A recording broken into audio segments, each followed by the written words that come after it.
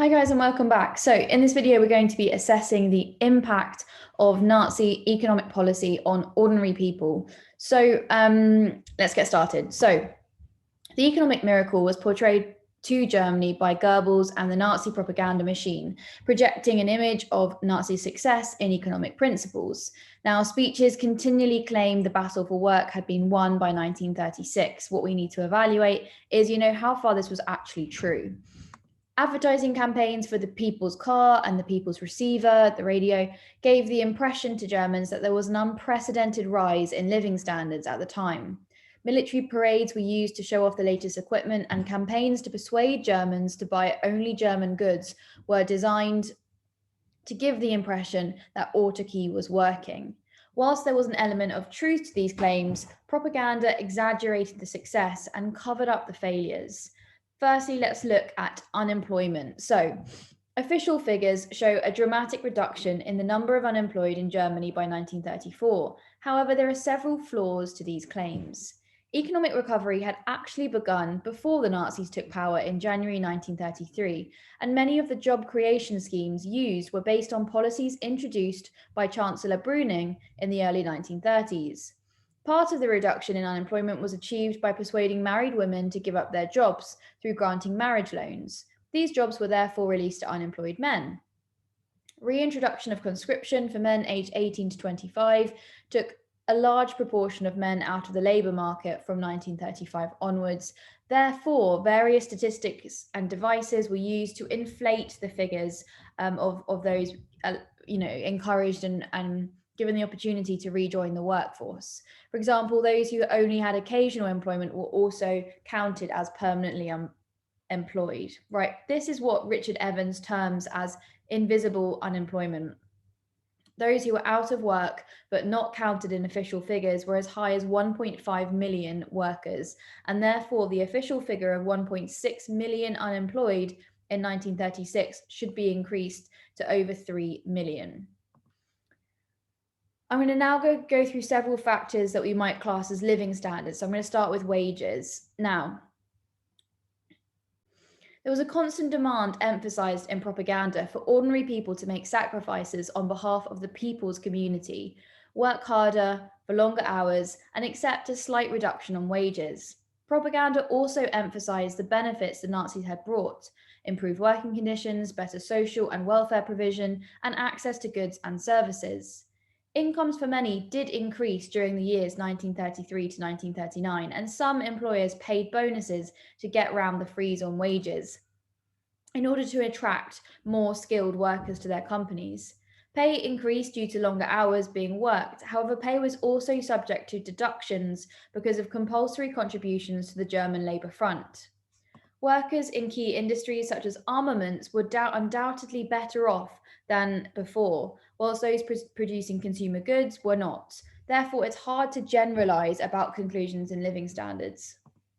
What about prices? So, living standards depended on the price of key goods, such as, in comparison to income, and prices rose during the 1930s. There were also some shortages on key commodities. Families could afford to eat, but could afford few luxuries. Consumption of higher value goods such as meat and fruit and eggs declined, while the consumption of cheaper foods like potatoes and rye bread increased. This is reflected in Gestapo and SOPAID reports, which show some discontent with the regime. The drive for rearmament put huge strains on the German people, with longer working hours, higher prices, and growing shortages. There were serious shortages of eggs and meat, as well as wheat and rye for making bread. Rationing was introduced on key commodities in the late 1930s, which helped to alleviate some of the pressures. The People's Car, the Volkswagen, was a project of Hitler's. The project was promoted by Strength Through Joy, with a huge campaign advertising a car for everyone. This persuaded workers to pay into a savings scheme to purchase a car, which many did. This was one of the greatest propaganda successes of the Nazi regime, as the cars never even went into production, and only the Nazi elite were able to acquire the few ever made. So people were just paying money into this savings account for a car, which they never even received. It's ludicrous, really. Right, the middle stand. So or the middle class. Now, the Mittelstand had voted for the Nazis in huge numbers. In 1933, the law to protect retail trade had placed special taxes on large stores and banned new department stores, which benefited many small businesses. However, many suffered from tight credit and the influence of big business. Over 300,000 small businesses went bankrupt as they were unable to compete with the large firms. The number of independent artisans fell from 1,645,000 to 1.5 million from 1936 to 1939.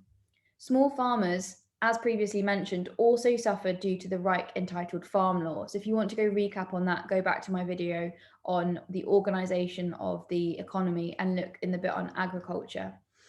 So what about a conclusion then? So Hitler managed to restore full employment to Germany and build up its economic strength, which allowed him to dominate Europe by 1941.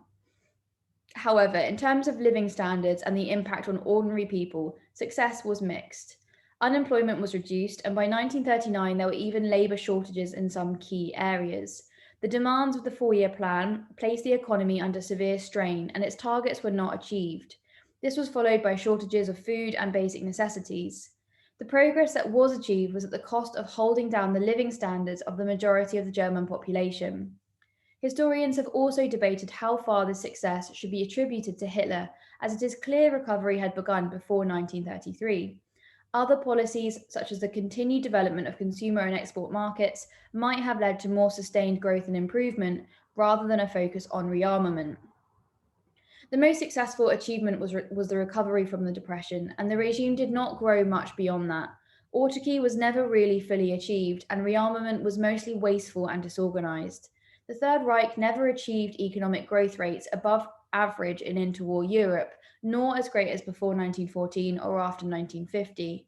However, despite all of this, the regime succeeded in persuading the population to shoulder the burden of the rearmament program without triggering mass opposition.